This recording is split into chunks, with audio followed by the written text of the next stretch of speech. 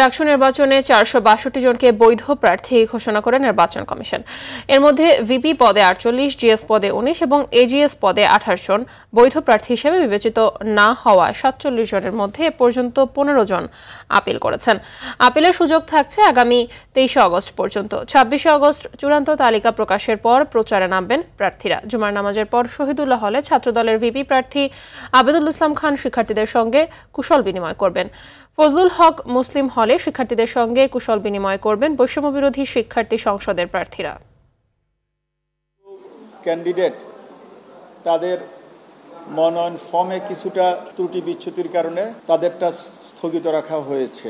তারা আবেদন করলে আমরা 24 তারিখে আমাদের যে কমিটি আছে, কমিটি সেটা সিদ্ধান্ত নিয়ে সেগুলো ছেড়ে দিবে। নির্বাচনী যেই আচরণবিধি তারা এটা মেনে চলবে আমরা আশা করি। আমরা কালকে রাত্রের নোটিশের পরে আমরা দেখেছি যে হ্যাঁ, মোটামুটি আমাদের ছাত্রছাত্রীরা এই বিষয়ে কনসার্ন। দর্শক, ঢাকা বিশ্ববিদ্যালয়ের শহীদুল্লাহ হল থেকে সরাসরি যোগ দিচ্ছেন সহকর্মী রাকিব হাসান।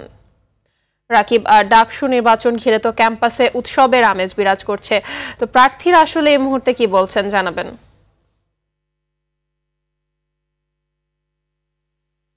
আছি শহীদুল্লাহ হলের মসজিদের সামনে। এখানে ছাত্র দলের যে ভিপি প্রার্থী আব্দুর রহমান কিন্তু এখানে নামাজ পড়ছেন। এর পরবর্তীতে কিন্তু যেই ভোটার রয়েছে তাদের সঙ্গে কুশল বিনিময় করবেন। এটা কিন্তু যে পূর্ণাঙ্গ যে প্রচার প্রচারণা তার কিন্তু অংশ নয়।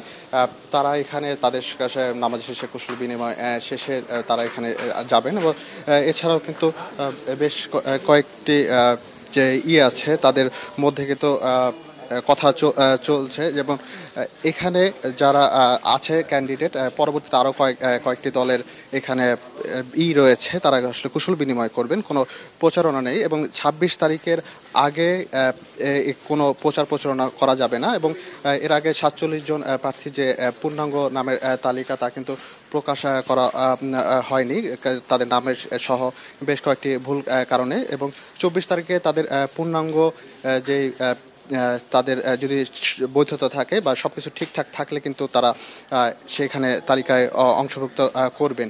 এবং এছাড়া যারা সাধারণ শিক্ষার্থী রয়েছেন তারা বলছেন যে রাজনৈতিক দল কোনো ধরনের যদি রাজনৈতিক দলের দ্বারা ক্যাম্পাস নিয়ন্ত্রিত না হয়, সব শিক্ষার্থীদের যে ম্যান্ডেট নিয়ে যারা আসবে তারা আসলে শিক্ষার্থীদের কাজ করবে এবং তাদের নিয়েই কথা বলবে বলে জানান তারা। এছাড়াও ডাকসু থেকে নির্বাচন নিয়ে আমার কাছে সর্বশেষ তথ্য। মাহবুবা, ধন্যবাদ আপনাকে।